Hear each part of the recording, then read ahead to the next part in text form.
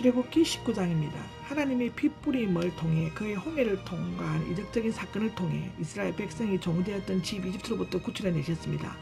이제 하나님께서는 그들을 시내산으로 인도하셨으며 이곳에서 11개월 6일 2년 2월 20일까지 출애굽기 12장 2절 6절에 19절 1절에 민수기 10장 11절에 기록되어져 있듯이 이곳에 머무르게 됩니다.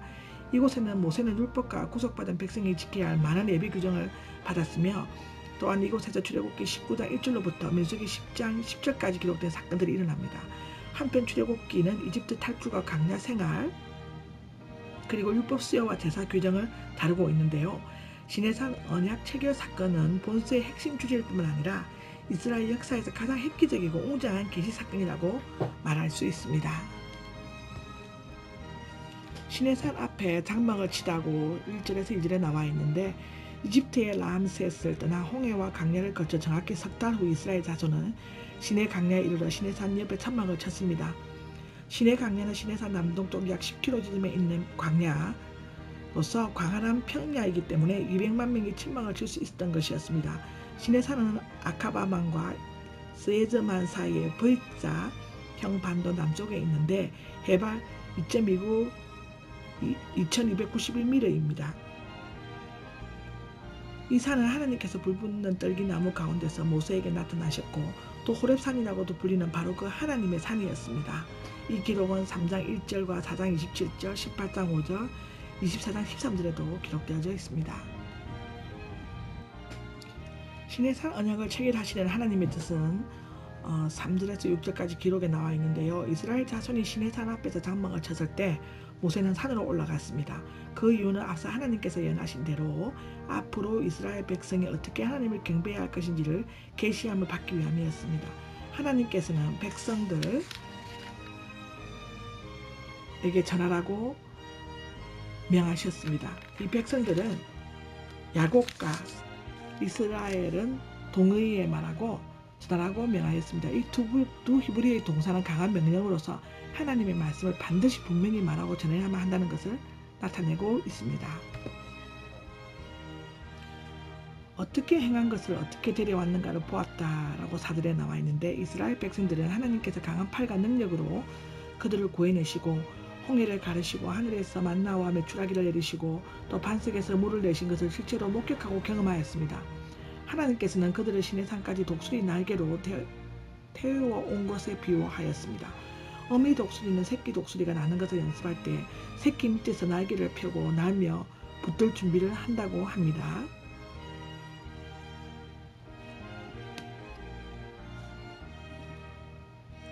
내 목소리에 내 언약을 지키면 즉 백성의 궁극적인 유익을 위해 하나님께서 친히 베풀어 주실 말씀이며 언약인 율법에 순종하고 지키며 내 자신의 소유물이 될 것이다라고 5절 하반기에 나와 있는데 즉 온 땅을 만드시고 소유하신 하나님의 소유물이 될 것입니다.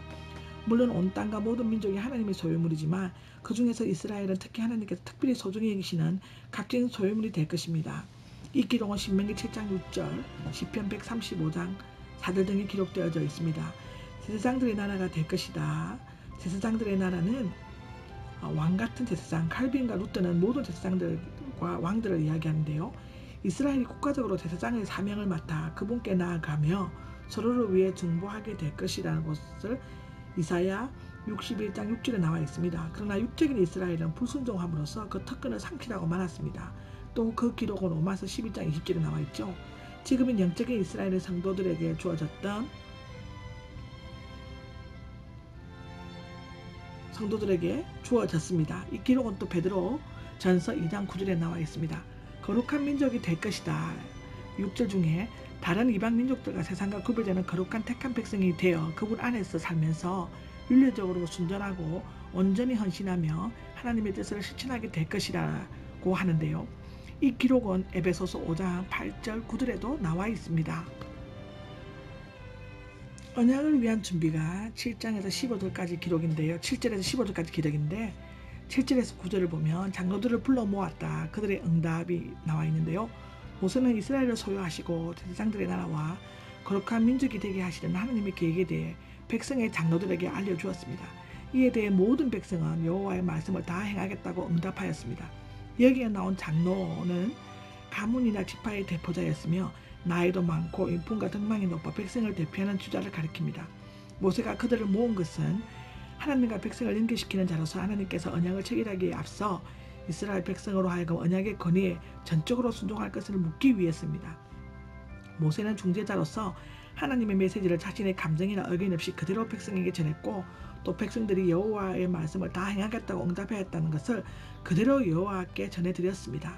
그 기록이 8절 9절에 나와 있죠. 9절을 보면 보라 내가 짙은 구름 속에서 믿도록 하기 위함이다 라고 되어 있는데요.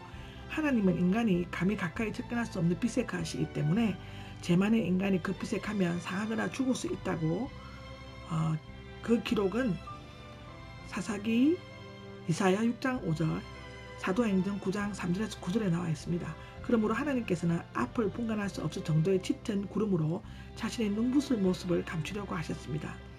너와 말하는 것을 듣고 하나님의 음성이 들리는 것은 하나님께서 친히 모세를 보내셨고 모세가 이적을 행하는 것이 하나님의 능력에 의한 것임을 믿도록 하기 위함이었을 것입니다.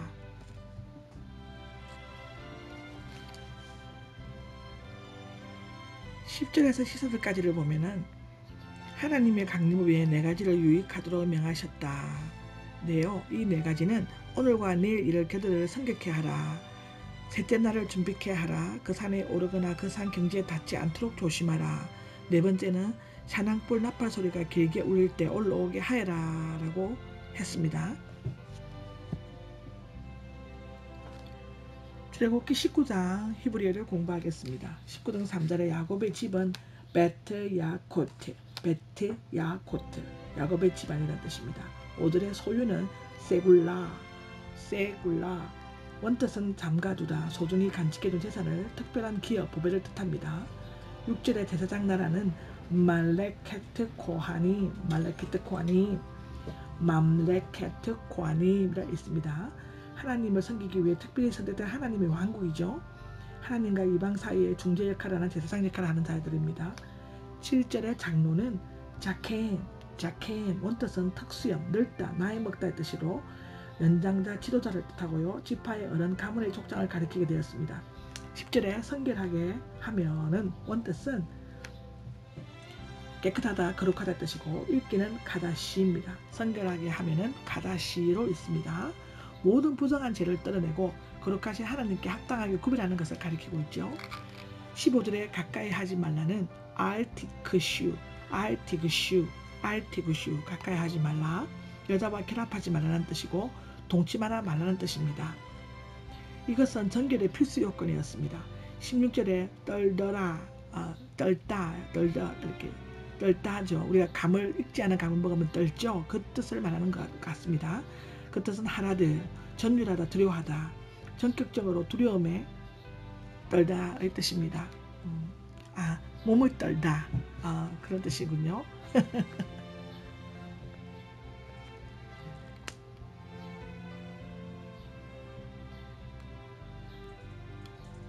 18절에 강림하신 야라드, 높은 곳에서 낮은 곳으로 내려오다. 인간이 하나님을 찾기 전에 하나님이 먼저 인간을 찾아 낮은 곳으로 오신 것을 말하고요. 기독교의 본질입니다. 16절에 떨더라는 하라드, 전율하다, 두려워하다, 무서워서 떠는 것을 말하고 있죠. 두려움에 휩싸여 떠는 상태를 말합니다. 21절에 경고하라는 경고하라, 반복하다, 되풀이해서 말하다, 권고하다, 내용의 중심성 때문에 그 옆에서 말하는 것을 뜻하는 것입니다. 아멘.